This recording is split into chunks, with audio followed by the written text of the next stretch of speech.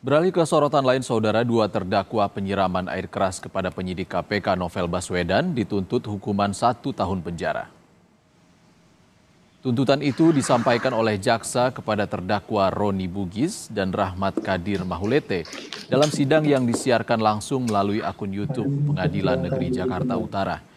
Dalam amar tuntutannya, jaksa menilai kedua tersangka terbukti melakukan penganiayaan dengan perencanaan terlebih dahulu dan mengakibatkan luka berat.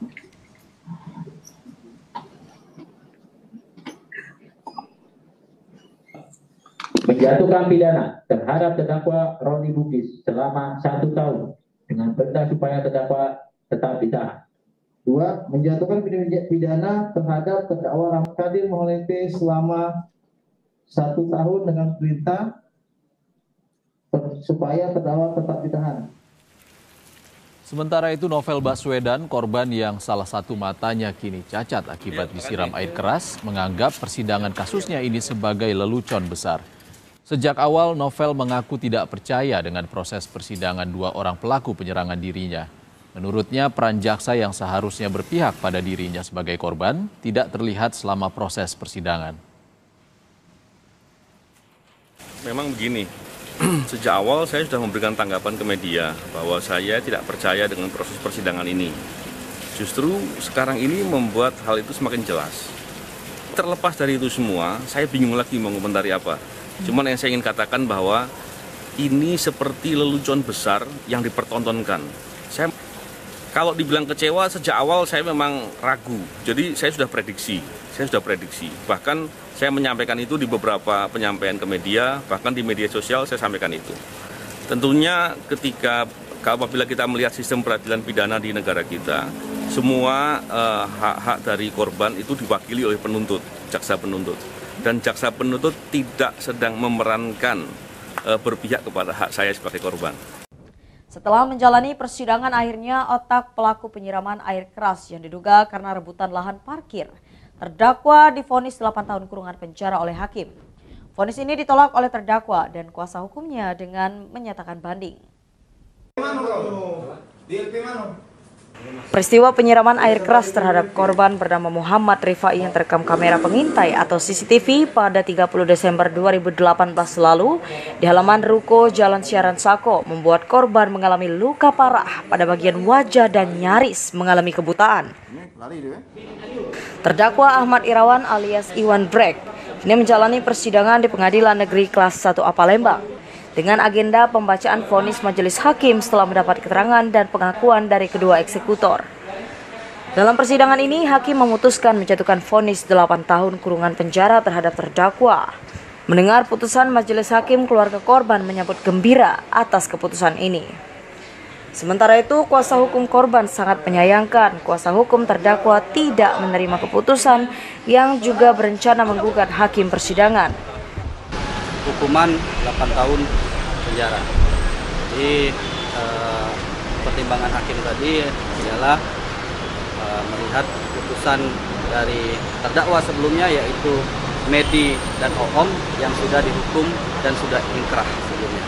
Cukup puas. Saya juga terima kasih pada hakim dan jaksa kan, karena kakak saya kan cacat seumur hidup jadi kan, matanya apalagi matanya sekarang kan perlu operasi akibat perbuatan itu. Usai mendengar putusan hakim dan menolak serta menyatakan banding, terdakwa langsung dibawa ke Lapas Pak Jo Palembang sembari menunggu kelanjutan banding terdakwa. Dari Palembang, Gom Tobing, iNews melaporkan. Lamaji, warga Mojosari, terdakwa kasus penganiayaan terhadap seorang wanita pemandu lagu di tempat karaoke dan menyiramnya dengan air keras sehingga menyebabkan korban meninggal dunia, kembali didudukan di kursi pesakitan Pengadilan Negeri Mojokerto. Sidang kali ini untuk mendengarkan pembacaan amar putusan Ketua Majelis Hakim. Ketua Majelis Hakim Pengadilan Negeri Mojokerto memutuskan terdakwa Lamaji terbukti bersalah melawan hukum dan melanggar pasal 353 dan 355 KUHP tentang penganiayaan dengan pemberatan hingga menghilangkan nyawa seseorang dan menjatuhi terdakwa dengan vonis hukuman 12 tahun penjara yang lebih ringan dari tuntutan di 15 tahun penjara. Jaksa penuntut umum Kejaksaan Negeri Mojokerto langsung mengajukan banding. Sementara keluarga korban, Dian Wulansari, yang meninggal dunia setelah disiram air keras oleh terdakwa, kecewa atas putusan majelis hakim yang tidak sebanding dengan perbuatan terdakwa. Aminuddin Ilham, CTV. Pengadilan Negeri Bengkulu Selasa siang kembali menggelar sidang perkara tindak pidana penganiayaan berat dengan terdakwa Rika Sonata dan Mustawa, di mana dalam agendanya majelis hakim yang diketuai oleh Immanuel membacakan putusan secara terpisah terhadap kedua orang terdakwa tersebut. Dalam putusannya, majelis hakim memvonis terdakwa Rika Sonata dengan pasal 355 ayat 1 KUHP, junto pasal 55 KUHP, subsidiar melanggar pasal 354 ayat 1 KUHP, junto pasal 55 KUHP, subsidiar pasal 351 ayat 2 KUHP, junto pasal 55 KUHP. Di mana terdakwa terbukti melakukan tindak pidana secara bersama-sama penganiayaan berat dengan direncanakan terlebih dahulu. Maka dari itu majelis hakim memberikan vonis maksimum terhadap Rika Sonata dengan kurungan 12 tahun penjara, di mana vonis ini lebih berat dari tuntutan jaksa yang hanya menuntut selama 10 tahun penjara. Menyatakan terdakwa Rika Sonata binti Faijan telah terbukti secara sah dan meyakinkan bersalah melakukan tindak pidana secara bersama-sama melakukan penganiayaan berat dengan direncanakan terlebih dahulu sebagaimana dakwaan primer penuntut umum. 2. Menjatuhkan pidana kepada terdakwa oleh karena itu dengan pidana penjara selama 12 tahun. 3. Menetapkan lamanya terdakwa telah ditahan dikurangkan seluruhnya dari pidana yang dijatuhkan. 4. Memerintahkan terdakwa tetap ditahan. Usai mendengarkan putusan ini, Rika Sonata yang didampingi kuasa hukumnya memberikan tanggapan terhadap putusan dengan yakni mengajukan upaya pikir-pikir selama kurang lebih 7 hari ke depan. Sementara itu, terdakwa Mustawa divonis oleh Majelis Hakim Pengadilan Negeri hanya 8 tahun penjara. Hal ini dikarenakan terdakwa Mustawa hanya diperintahkan untuk melakukan penganiayaan terhadap Ronaldo yang tak lain merupakan suami dari Rika Sonata. Vonis ini lebih ringan dari tuntutan jaksa sebelumnya yang menuntut terdakwa divonis selama 10 tahun penjara.